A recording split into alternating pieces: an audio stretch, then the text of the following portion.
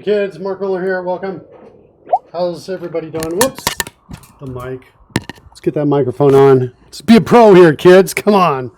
Welcome. Welcome to the show.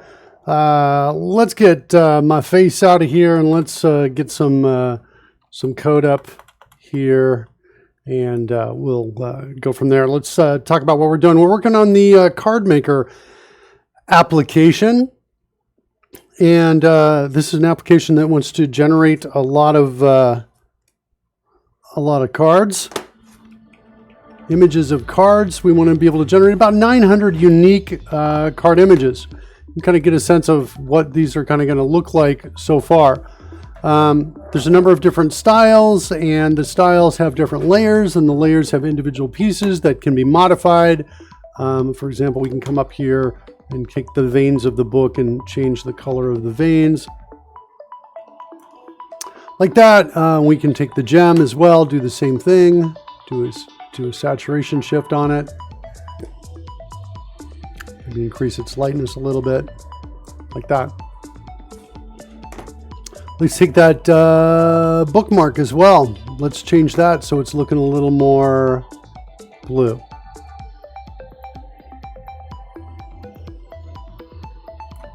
Right about there. All right, and that's what we can do. It's marked as the card is marked as changed. We can save that.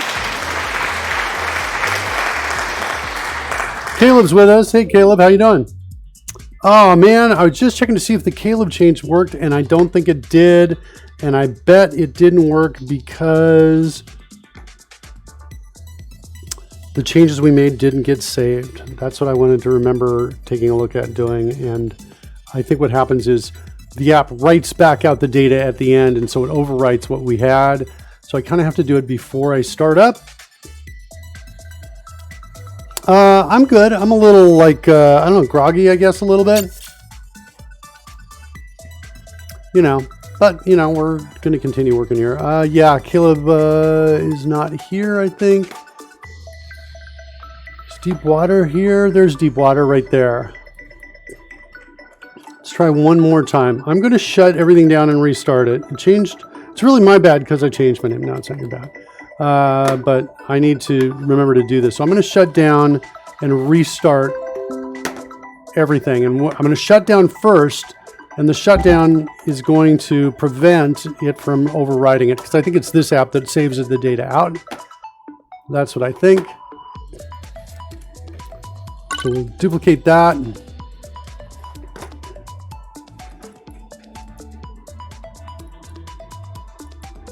Hold on, I'm trying to copy it, your name, and paste it in over here. There we go. Okay, so save that. And I'm not sure if I need to do anything else on that or not. I think I don't. I think it's just a matter of restarting everything again. It's in the 40s here in New Orleans, and everyone is getting a head cold and getting tested to make sure it isn't COVID. Yeah, no kidding. That's like a serious thing, isn't it? Okay, I've made changes here and here. I need to also shut down this app, and I need to refresh my overlays. So let's do that, get that started. I need to start up Mr. AnnouncerBot, which is happening now. Start up the overlay manager, which is happening now. Then I need to refresh the overlays. I'm going to lose the music in the background for a second, but I'll start it right back up as soon as it loads up. And then we need to restart the Dungeon Master app. We're just starting them now. Now, with all of that, I think it's going to give you a fanfare, Caleb, the next time you say something. That's what I think. Give that a test and see how that works. Deep water into house. Well, I said that, and it looks like maybe no. Gonna have to figure that out. All right, Caleb. We'll figure it out. Not sure why not.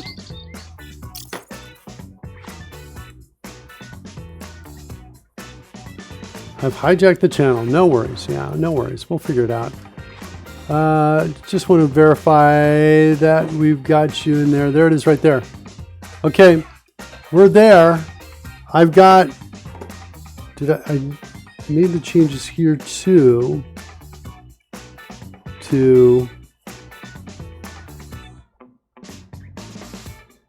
Yeah, I've got Caleb Wells codes. Well, let's at the very least give you one. I'm going to trigger by hand. We'll give you that one. I'm drinking water underwater.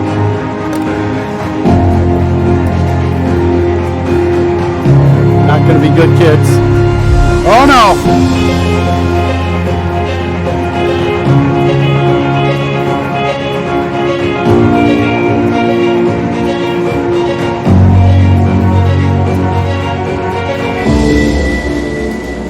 I'm gonna have to,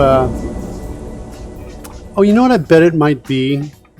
Is it possible it's getting this from another folder and I need to build? But then why would it be replacing this over here? Let's go over here. Does it see the difference, the change? Let me just stage that right now and we'll see if that changes or updates later on after the show's over. Okay. So that's kind of what we're dealing with here. It allows us, it's an app that allows us to create a variety of different looks, and it's looking more and more like it's kind of one whole artistic piece that's been created, in part because of these textures that I've added here. And so if I turn off the texture here, you can see, oh, you know, the image of the daggers looks different. In fact, if I come in here and, you know, clear all of these things here, well, yeah, there you go. You can kind of see the difference between 1 and 2 right there. So part of what's going on here too is we've got those linked properties. So I've got the front texture, which looks like, whoops, that right there. There's the front texture. I've got the card back, which looks like this. Cloud of Daggers is another text layer on top. That's the card back, and then we just kind of turn things on. You can kind of see how these are built a bit at a time here. There's that texture over the placeholder. And we're just adding these pieces as we come along here. And that's kind of it right there. The front texture at the end is the last piece there. So it's not bad. I think that this placeholder texture is a little too strong right here. This one, a little too strong, but it's not bad. These textures are all synced together. So if I go to the card back, I can change like a different card background here, but I change the hue of it. It changes everything, including that front texture. So the front texture is tinted as well. All of the changes I make to any of these textures are all synced up with the other two. So they're all changing. Okay, so what I want to work on today is anchoring. At least I want to try. I don't have a ton of confidence that I'll be able to pull this off elegantly, but that's what I want to do. Yeah, Caleb says nice looking cards. Yeah, they're not bad. They're getting close to where I want them to be. I want them to look like each one is custom drawn, when in reality they're not. And each one is a wide variety of looks depending on which kind of direction we send things. All right. Yeah, even just with these items here, just by changing the texture here and tinting it, you can get to a completely different look here. Like that. Something like that. So it's not bad. Yeah, it's not bad. All right, let's look at anchoring.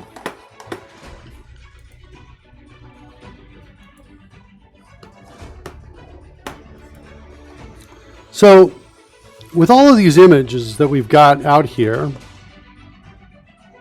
let's see where that is. Right here in this folder.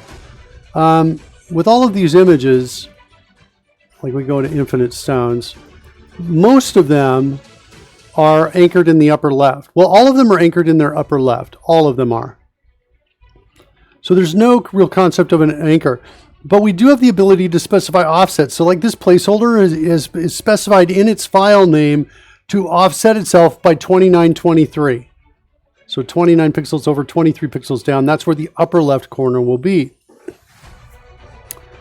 The gem is a really big file, again, anchored in the upper left. And the anchoring becomes a big deal when I want to scale things. So I come over to, what is it, this guy? There's the gem right there. So if I take that gem and I say, well, let's make it bigger, watch what happens. Right? And that's not what I want to do. What I wanted to do is I wanted to get bigger or smaller, centered over the center of where it is. So that's going to take 2 steps. Right? Center images around their anchor point on a scale. So it's 2 steps. One is determine the anchor point, and I've got a couple options here. Option 1, figure it out manually and set it somewhere. Okay, I could do that. Option 2, build a tool to scan the image, ignoring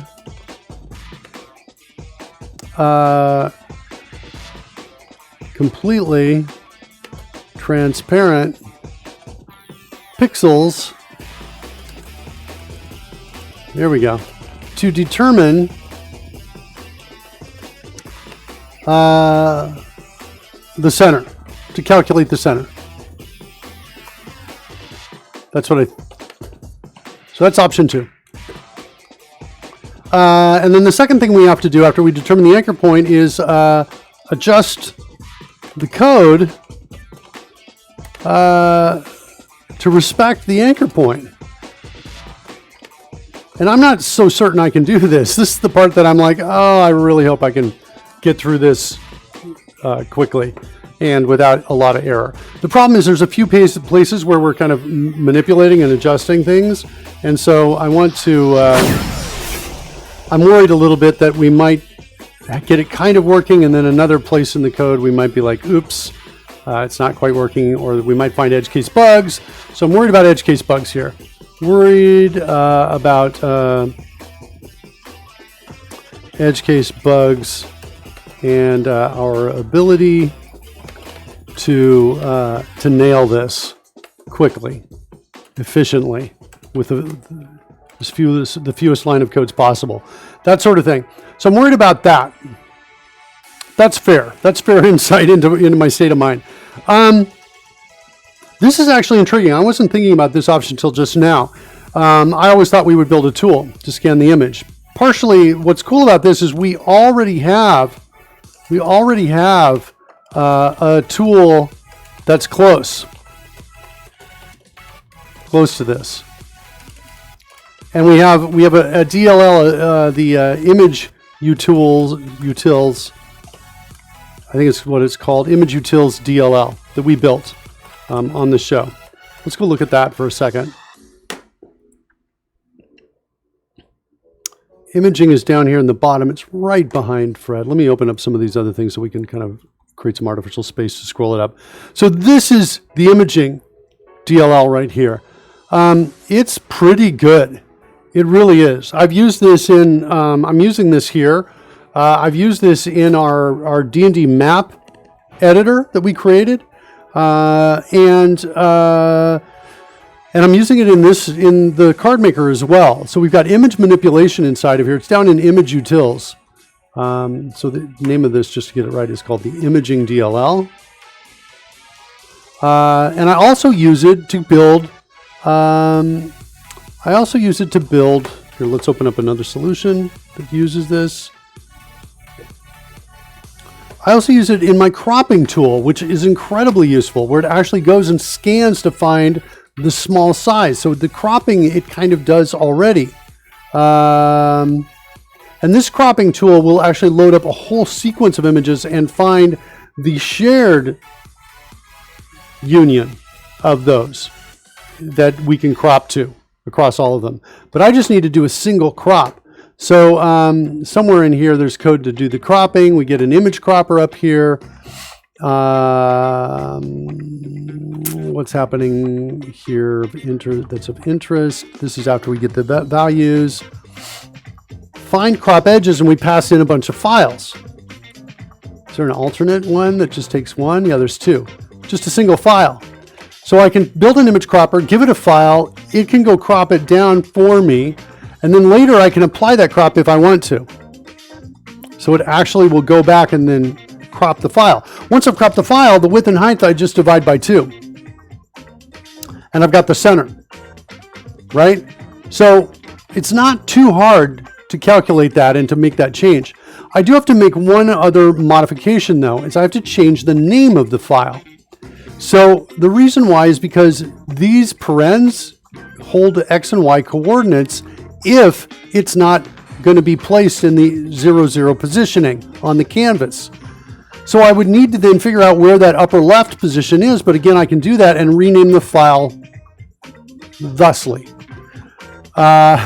So I think that's kind of the approach I'm going for. I'm going for that approach right there. Frank is rating with a party of 16. Holy cow, kids.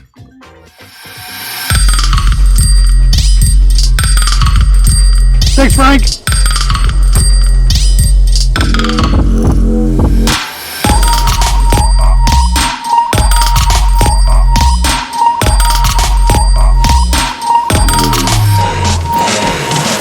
Hey, Chris Jones. How you doing? Welcome, Frank. Welcome. We're building an image editor. That's what we're doing. We're working on cropping images, setting anchors, points, doing it all automatically so that if I ultimately want, what my goal is here's the image editor right here. I want, if I scale something up and down, for it to stay centered around its center point. Because right now it's not. And the reason it's not is because this gem image here is actually this big thing right here. It's a big thing with a small little gem in it. So when I don't scale it, everything's cool. It's right in the right spot, but I want to be able to scale it and I want it to stay centered. That's kind of my goal there. That's what I'm looking for. This is, if you're just coming in here for the first time, this is the image editor we're working on. We're trying to very quickly build a bunch of cards for a D&D game where viewers to the game can play the cards and change. They can cast spells, they can summon monsters, they can alter dice rolls, all of that. They can change the course of the game by participating and playing the cards. This is all for a stream over at a different channel over there at Dragon Humpers. It's a comedy Dungeons and Dragons show, not for little kids. There's some adult level humor there, but that's what we're building this for. So that's kind of what we're doing. This piece has different layers where I can select different pieces of the layer, turn them on or off. For example, I can say, let's turn off the spikes. And the ultimate goal is to have these randomly generated because we need to create about 900 cards. And I want them all to look unique and as if they were designed intentionally, for that particular feature. And of course, I'm not going to, or maybe this is not a course, but the option of hiring an artist to build 900, gorgeous cards it's not an option. What I want to do instead is I want to make this, I want to create these randomly using constraints. We're going to work on the random generation, I think tomorrow, if we get through the stuff we want to get through today. And I want to I want them to be constrained within certain constraints that I specify. So for example, it's time to get a refill of ice on my. Can I just get some in here, Frackberg? Thanks. Just a little bit of ice right there. Okay, I think I got some. Precision flight plan incoming, says Frackberg. Welcome. And so, yeah, I can just come in here, make some changes. I can adjust contrast, saturation, lightness. This is all built in C# and WPF. And it's built for the Streamloots service is essentially what it's built for. So Streamloots is a service that you can use that you can upload cards to and then incorporate those into the game. That's what we're setting up and building these for. And so as a result, we picked the dimensions that match their setup. And we've actually used some of their artwork, and I say we, I guess it's we collectively, the chat and I. We have used some of their artwork to get the different pieces. We've just cut it apart, and so we can then combine the pieces we need to create something that looks kind of cool and custom hand drawn. I'm also using artwork that I've licensed for individual spells. So down here, this is some artwork right here that I licensed and used for the different spell effects. There we go. Right about there looks good. Maybe it's kind of a blue kind of thing going on there. Let's just save that. And we're saving for folks who are just coming in. We are saving out into, let's bring it up. Google Sheets, a spreadsheet out on Google Sheets. So while my machine holds the assets, Google Sheets holds the data needed to create these cards. And that's what's going on here. A lot of the data over here in the layer mods is what's happening as I'm adjusting hue or the scale, that sort of thing. Those are all recorded over in that place there. And so that's what's going on. So that's kind of where we are. I'm kind of leaning towards throwing the application at this. That's what I'm leaning towards right now. And I think I'm going to do it. I think what I'm thinking about is a right-click menu item. So let's see if we can make this work. Or it could be a standalone tool.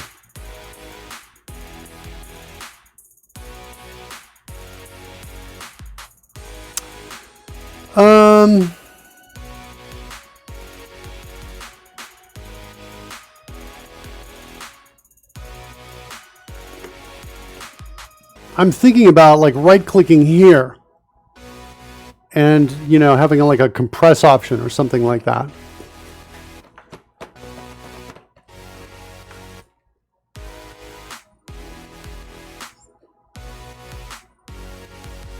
That's kind of what I'm thinking about. Let's see if we can play in that space and make that happen. Because then we've got the file name already there. We don't need this. We can close this down. All right, so let's see if we can make that happen. We want to get over to the CardMaker XAML.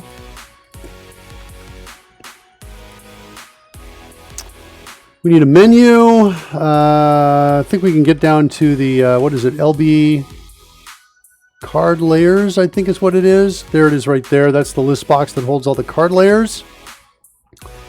And I think I can come in here and say list box. I thought there was a context menu option inside of here. Might be a good time to let you know that Mark doesn't know Jack.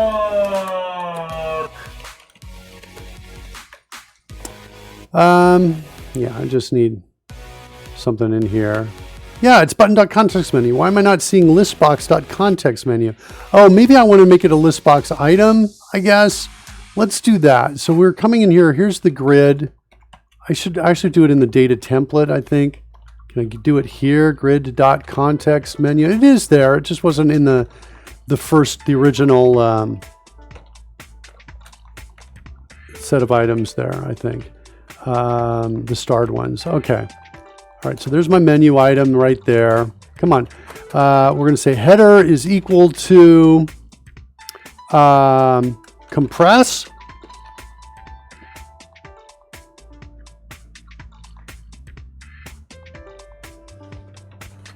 I think. And I can't hook up a click now because I need an event. I need to be paused. The application needs to be stopped a second. Let's just set a breakpoint here. Load new style. That's going to be triggered whenever we click something new over here. And now with that breakpoint set, I can come in and do a click and set it to a new event handler. Tab to next reference on that. And I'm going to say, we're going to call this the layer compress menu item click is what we're going to call that. And what's happening here? Why is it like this? Maybe I can't add menu items and edit and continue. Maybe I can. We'll see what happens. See if we can get a click on that. Set a breakpoint here. See if the menu appears when I right click it. Compress. Nice. Okay. So now I got to figure out which layer it is. I think it's just active layer. Nope. I got active card. Okay. I know I have the list box card layers dot selected item. So we can do that, something like this. If not, that is a card image layer. That's what I believe that is. Then we're going to say return like that. I'm pretty sure we're going to get past that. I'm pretty sure that item is, yeah, cool. So we've got a card image layer. The card image layer, does it have a PNG file name? It does. Okay. So now I also want to create an image cropper here. So let's say new image cropper. Sweet. Set a new, declare a new variable for that. And then I'm going to say image cropper dot find crop edges. And we're going to pass in that PNG name, file name. And then let's just see what happens with those two right there. So I'm going to there, run it. Okay, cool. What do we get back? Okay, we get a bottom, left, right, and top margin. Let's see if the numbers feel right. The left margin feels super low. The right margin looks good. 164. Oh, it's the skeleton hand. Hold on. Let's run it again. Did I have, oh, I had the left side here, the skeleton hand. Hold on. I want to get to infinite stones, gem. Let's try again. Compress.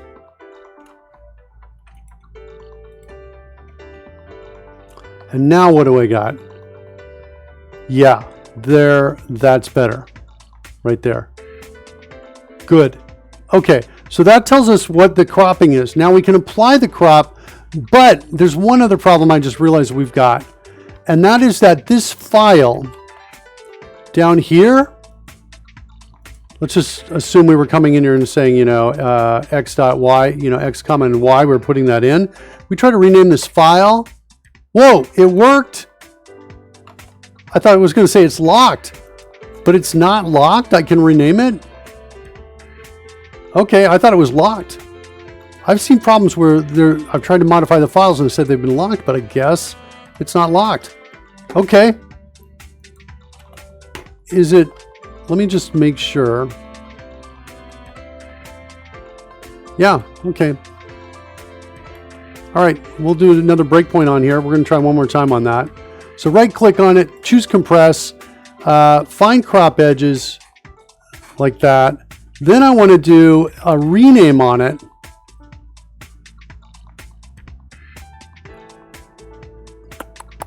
Or maybe not. Hold on. Image cropper dot apply crop like this.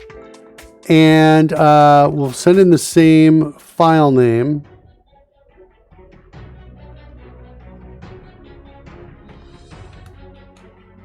Maybe I'll make a copy of the file.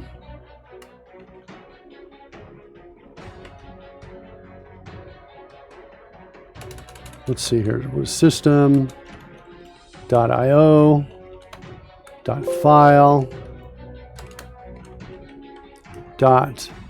Copy. Okay, cool.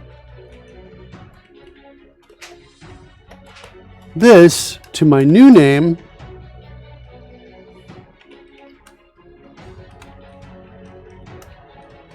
And my new name is going to be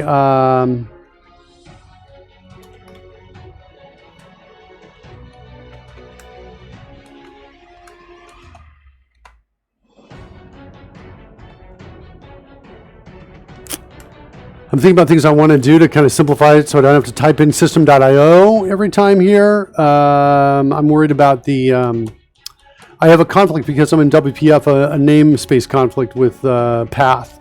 And I'm thinking about creating a using alias, like syspath.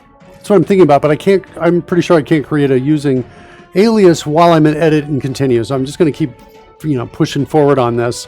And I'll, maybe put a to-do in here to clean this up. Like this, a little later. All right, so path dot get directory name, I think.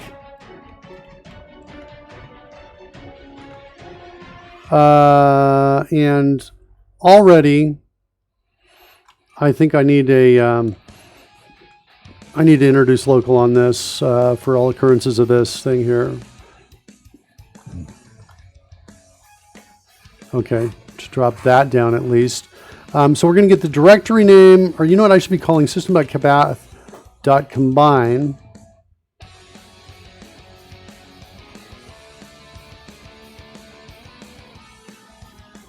Yeah, I need to get some pieces of this here. Directory is there. I need a, we need to create a file name is here, and file name without extension, I think is what I want. And then maybe one more that's the extension. Is it's going to be probably get extension like that, and let's do that. Let's comment this out, comment that out. Let's come back up here, see what the pieces are.